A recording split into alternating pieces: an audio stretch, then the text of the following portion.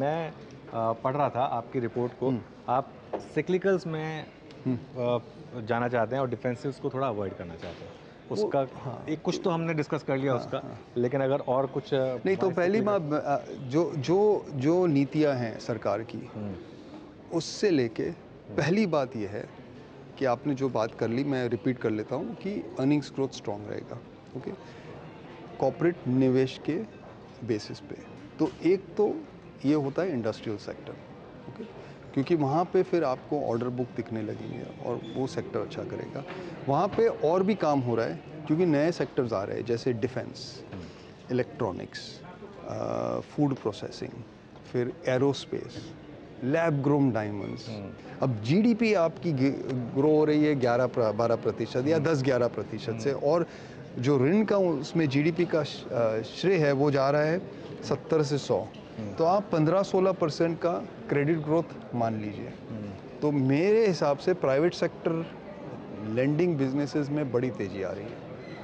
तो ये काफ़ी स्टॉक सस्ते हैं अभी, प्राइवेट बैंक्स बहुत सस्ते हैं। तो मेरे हिसाब से बाई नहीं किया इनको तो पिछले कुछ 2-3 साल से एफआईएसएल कर रहे हैं। हाँ, तो ये सब खत्म हो गया है।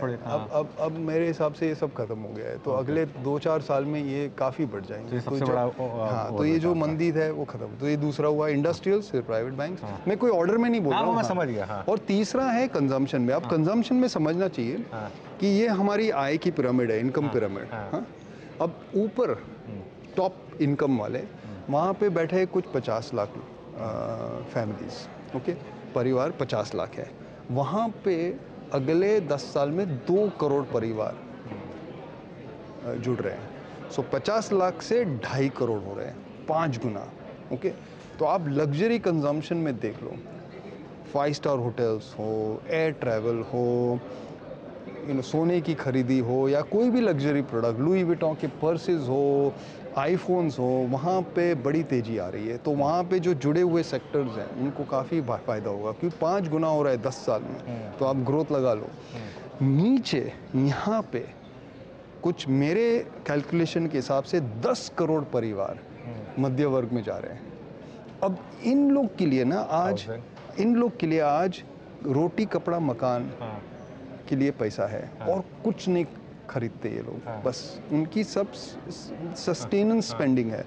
अब आप समझो, जैसे ही आपके पास इंक्रीमेंटल आय आई, जैसे ही आपकी आय बढ़ने लगी, तो आप घर को पेंट करोगे, आप मोबाइल फ़ोन खरीदोगे, आप इंटरनेट खरीदोगे, आप एक ट्रैक्टर लोगे, आप 2 व्हीलर ले लोगे। तो आप ये जो बेसिक कंजम्पशन गुड्स हैं वहाँ पे बहुत तेज़ी है। जैसे मुझे तो 2 व्हीलर में बहुत तेज़ी लग रही है, स्मॉल कार्स में तेज़ी भाग चुके हैं सारे के सारे स्टॉक। 4-4, 5-5 गुना हो गए टीवीएस, हीरो मोटर स्टॉक। अनुज, पिछले 10 साल में टोटल 2 व्हीलर डिमांड 2% से बढ़ा है एनुअली। जीडीपी ने 6% का एवरेज मारा है। आप कह रहे हैं 2% का 10% भी हो सकता है। नहीं, कितना रिप्लेसमेंट डिमांड अभी होने वाला है। ये तो शुरू हुआ है अभी। तो आप इसको शेयर, जैसे मैंने कहा था कि मार्केट बेवकूफ़ नहीं है, मार्केट को दिख रहा है कि ग्रोथ आ रहा है। तो ये मुझे लग रहा है इसमें बहुत अभी बाकी है। तो कंजम्पशन में ना दोनों जगह पे तेजी है।